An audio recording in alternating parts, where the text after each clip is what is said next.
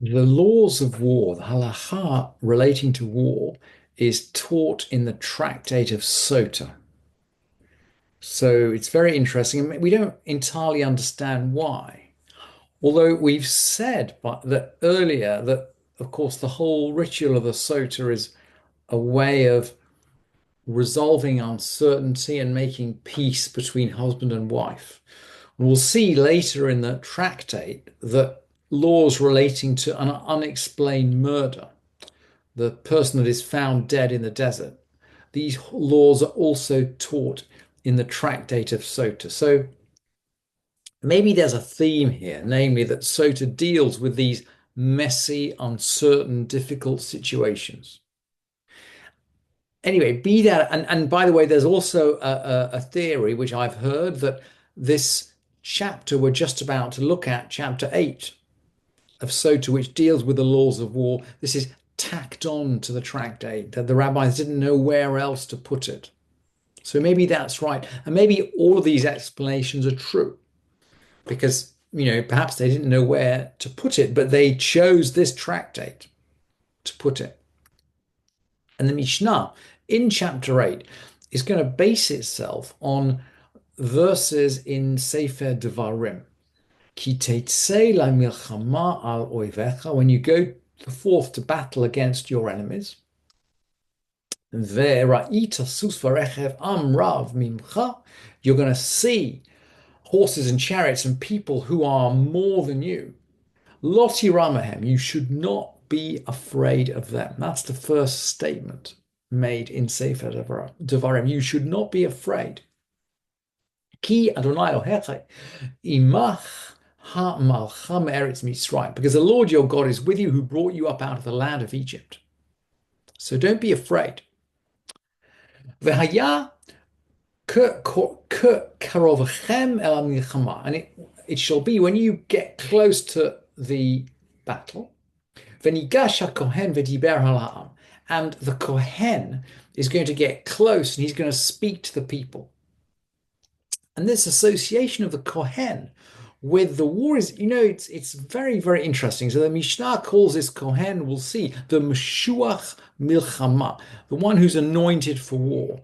Pinchas is anointed for war, and he's sent out to do battle with Moab. I think with Moab. But when we think about the kohen, the first association is of peace. Yivarecha Hashem v'yishmerecha ya'er Adonai panav elecha v'yichuneka yisa Hashem alech panav elecha v'yasem lecha shalom, and bring you peace. The priestly blessing is a blessing of peace.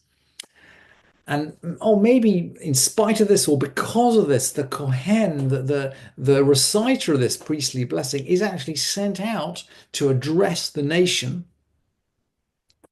just before battle. Ve'amar alehem, and this is what he says to the army. Shema Yisrael atem krevim hayom lamilchama oivechem. He says, "Hear, O Israel, Shema Yisrael, you're getting close to battle against your enemies. Al yerach levavchem ve'al tiru. Don't let your heart not be afraid. Don't be afraid. Ve'al tachpazu ve'al taltzu mipneihem. Don't be feared. Don't be alarmed. Don't be affrighted. Ki Adonai Elohechem haolech imachem lihilachem lachem im oivechem lehoshia etchem. Because the Lord your God is he that goes with you to fight for you against your enemies, to save you. So the Pasukim say, first of all, don't be afraid. And second, they say you're not fighting alone. And this idea, by the way, is parallel in some, of the halacha, which we're going to see in Sanhedrin, that, when we're judging a murderer, if the evidence isn't sufficient, the murderer gets off, and the Sanhedrin is commanded to let the murderer get off. And the theology of that part of the halacha is that we don't have to pursue every single injustice because God will pursue it. And the Mishnah seems to be saying the same thing here, that Ki Hashem Elohechem haolech imechem lehilachem lachem im oivechem. God is going with you to do battle against your enemies. So let's now jump into the Mishnah, beginning of the 8th chapter. There's a lot. We're just going to look at one Mishnah today. The whole chapter deals with war, but we're just going to deal with the first Mishnah today, at least the first Mishnah in our printed text, which is actually split into two in Kaufman. But in the printed text is one Mishnah. So we'll try and just skim through this, and we'll see that it's a bit like a drush on the text, a bit like yes, a bit like the way the Haggadah deals with the text of Arami Oved Avi, with the text of my father was a wandering Aramean.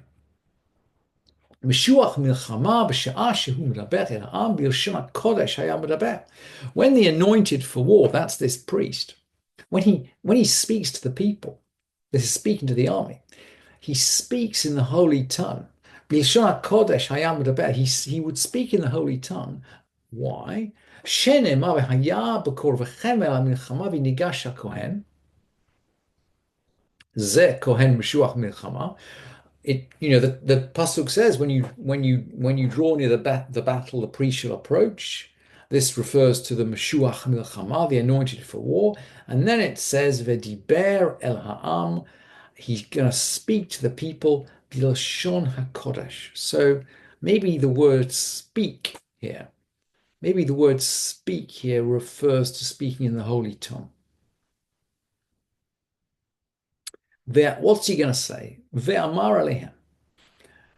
And by the way, the fact that he's speaking in the holy tongue merits, of course, the fact that this halakha comes in the tractate of Sotah at all. It's in the list.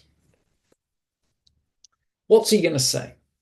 Ve'amar alehem. So he's going to say to them, Shema Yisrael atem krevim hayom lamilchama al oivechem. He shall say to them, Hear, O Israel, you're about to join battle against your enemy. We've seen this from the pasuk. But he emphasizes, al oivechem velo al achechem, against your enemy, but not against your brother.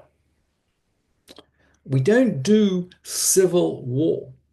We don't do civil war. Or at least we don't do civil war to the same extent. Lo Yehuda al Shimon velo Shimon al Binyamin, not like Judah against Shimon or Shimon against Binyamin. She'im tiplu biyadam v'yirchamu aleichem, because if you fall against their hand, they'll have mercy on you. So maybe we are going to have an argument, an internecine argument, but that is associated with mercy. And now we're going to bring an episode from King Achaz, the king of Yehuda, who was beaten up by the king, one of the kings of, I think, Aram, and then subsequently got into a battle with the king of Israel. And anyway, it seems like there was a civil war at that point. And we're going to read now from Divrei Hayamim, which will explain just the end of that. So the people of Israel take captives of the people of Judah. But there's a prophet in Israel who gets up and says, look, you can't take captives. You can't take Jewish captives. You can't take captives from the men of Judah. You have to send them home. You have to send them home. And at that point, at that point, this is where our quotation from the Mishnah jumps in. The people named above, i.e. the people who were called on by that prophet, got up.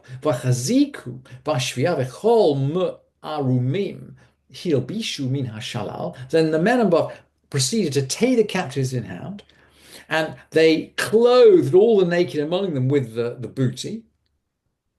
Vayan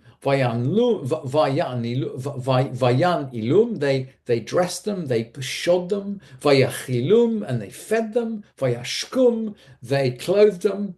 Vayasuchum, they anointed them. Vaynahalum, v'chamorim l'chol koshel, and they provided donkeys for all who couldn't walk. Vayivium yirecho ir hatmarim etzel achehem vayashuvu shomron. And they brought them to Jericho, the city of palms, back to their kinsmen. So they sent them all back to their kinsmen, and then they went back to Shomron. And then Vayoshuvu Shomron, they went back to Samaria. So the people of Israel, the capital of Israel at this point is Shomron, it's Samaria. These guys are going to go back to Jericho or Jerusalem, they're from the south. So the Mishnah goes on to explain, Al oivechem atem holchim, you are marching against your enemies. She'im tiplu biyadam einam rachamim aleichem. If you fall at the hands of your enemies, they will have no mercy on you. This is not like a kind of a civil dispute inside the people of Israel. That's why al yerach levavchem.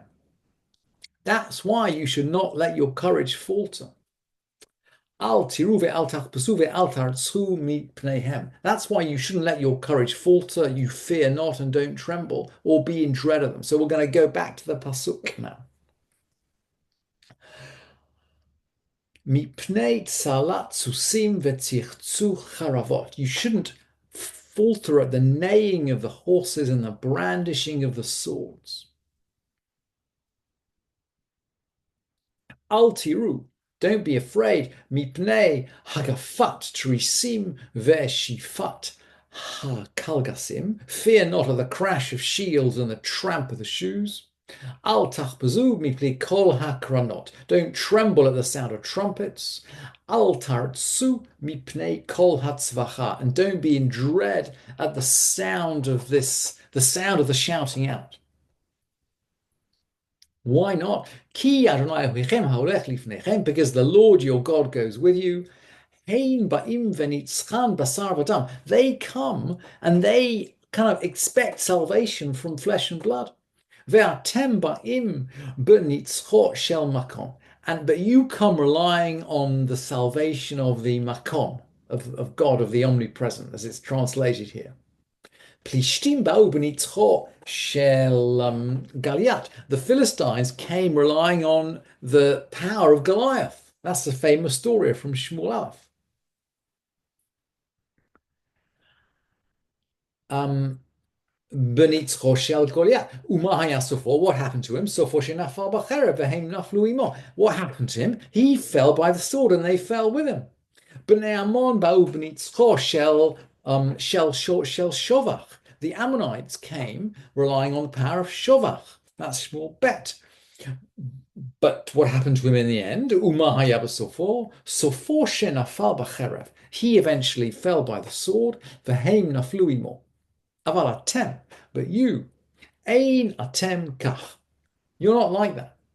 Eila. Eila. Ki Adonai Elohechem haolech imachem lehilachem lachem im oivechem lehoshia etchem ze machane ha'adon. But with you it's otherwise, for it's the Lord your God that goes with you. This refers to the camp. It's very interesting. Kaufman has camp of the Lord, the camp of God, although the printed text translates as camp of the Aron Kodesh. So they must have read a Daled for a Resh. Really interesting question there as to whether the proper text of the Mishnah is Adon or Aaron. But the meaning is quite clear that when a Jewish army goes into battle, it doesn't rely purely on physical strength. And of course, any military officer who's dealing with the psychological strength of his troops knows that this is an incredibly important idea, which every military leader needs to imbue his troops with.